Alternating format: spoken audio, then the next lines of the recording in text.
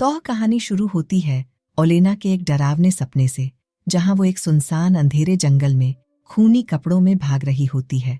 एक बिल्डिंग के सामने उसका सामना होता है एक प्रेत आत्मा से, जो उसको गले से उठाकर मारने की कोशिश करती है।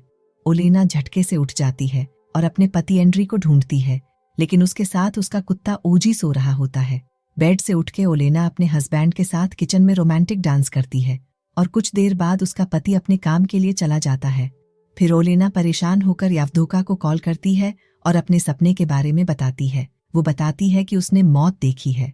यावदोका उसको बताती है कि ये एक इशारा है और ओलेना को इसके बारे में पता लगाना चाहिए। अगले सीन में कहानी शुरू होती है 23 फरवरी 2024 से, जहां ओलेना और एंड्री वेकेशन का प्लान करते हैं और रोमांस करने लगते हैं। फिर 24 फरवरी 2022 की न्यूज शुरू होती है, जिसमें रशियन का यूक्रेन में हमला की खबर दिखाई जाती है। यूक्रेन में चारों तरफ डर का माहौल है। ओलेना और उसकी फैमिली चुप हाइड कर आंटी के घर जाने की कोशिश करते हैं। रास्ते में उनको रशियन सोल्जर्स मिल जाते हैं जो उनको मारने की कोशिश करते हैं। एंड्री को ओजी को गोली लग जाती है और एंड्री की मौत हो जाती है। अगली सुबह ओलेना अपने पति की लाश को साफ करती है और यावदोका से बोलती है कि वो एंड्री की मौत का बदला उन सब से लेगी। नेक्स्ट सीन की शुरुआत होती है रशियन कैंप से, जहां रशियन आर्मी आपस में चर्चा करती है कि उनका फूड सप्लाई रुक गया है। आर्मी डिसाइड करती है कि लोकल टाउन में जाकर वो चोरी करेंगी। लोकल एरिया में जाकर वो लोगों को मारते हैं। एक लड़की का रेप करके उसे अपने कैंप ले जाते हैं। पता चलता है कि ओलेना अपना बदला लेने निकल चुकी है। रशियन आर्मी का एक सोल्जर खून की उल्टियां करता हुआ दर्दनाक मौत से मर जाता है। उसके मुंह से एक चिट निकलती है जिसमें लिखा होता है, ये जंगल तुम्हारी कब्र बन जाएगी। रात में रशियन चीफ को सपना आता है कि उन सब की मौत होने वाली है। सबके साथ कुछ अनहोनी और अजीब सी चीजें होने लगती हैं। ओलेना अपनी शक्तियों से सबसे बदला लेने लगी है। सुबह हो जाती है। उनके कैंप पर बहुत सारी जादुई गुड़ियां लटकी हुई दिखती हैं, जिसको देखकर सब हैरान और परेशान हो जाते हैं। ओलेना ने अपनी चौड़ाई शक्तियों से उन डॉल्स को बनाया था, लेकिन सबको लगता है कि ये यूक्रेनी का काम है। सबको एक सैनिक पेड़ से बंधा हुआ दिखता है, जिसे ओलेना गुड़िया के जरिए दर्द देती है और वो आदमी ब्लास्ट हो जाता है। सिर्फ उसकी आधी 2 टांगें रह जाती हैं।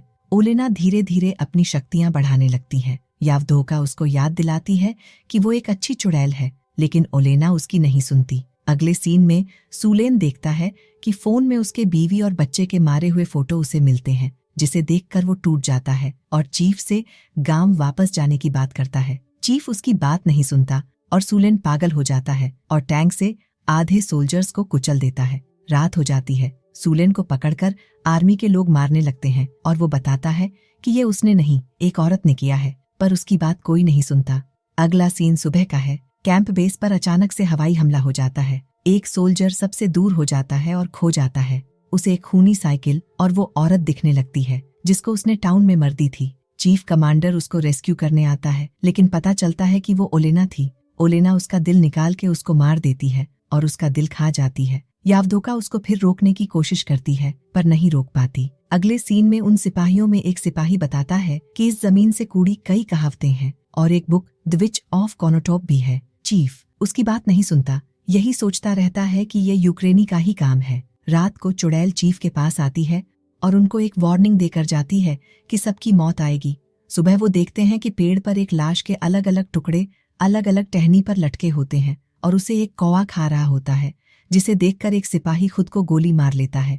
चीफ को ओलेना जंगल में दिखती है, जिसको देखकर वो सबको गोली चलाने को बोलता है। सीन बदलकर उस दूसरे लड़के के घर पर शिफ्ट हो जाता है, जिसे आर्मी पकड़ के ले गई थी। एक सिपाही जिसने उसके साथ रेप किया था, वो हेल्प हेल्प चिल्लाता हुआ उसी के घर पहुंच जाता है, जहां वो लड़की उसका सर बीच से 2 हिस्सों में काट देती है।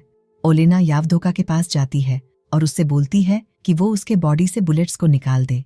सिपाही ओलेना का पीछा करने लगते हैं और यावदोका के घर तक पहुंच जाते हैं। 2 सोल्जर्स आपस में खुद लड़ने लगते हैं और एक दूसरे को गालियों से मार देते हैं। 2 सिपाहियों को फिर ओलेना दिखती है और उसे गोली मारने में चीफ उसके सिपाही को मार देता है। फिर चीफ को ओलेना मिल जाती है और वो उसे पकड़ लेता है। वो उसके साथ रेप करने की कोशिश करता है, लेकिन वो उसका खुद का सिपाही निकालता है। ओलेना अंत में चीफ को मारने ही वाली होती है कि यावदोका उसको बताती है कि वो प्रेग्नेंट है और अगर वो आखिरी सिपाही को भी मार देगी तो वो खुद भी मर जाएगी। ओलेना उस चीफ को छोड़ देती है और यूक्रेनी आर्मी उसे ले जाती है। 9 महीने बाद ओलेना अपने बेबी और ओजी के साथ एक नई और खुशहाल जिंदगी शुरू करती है। खैर, कैसी लगी आपको ये कहानी हमें कमेंट्स में जरूर बताएं। मिलते हैं आपसे अगली वीडियो में एक नई कहानी के साथ। तब तक के लिए आइपो।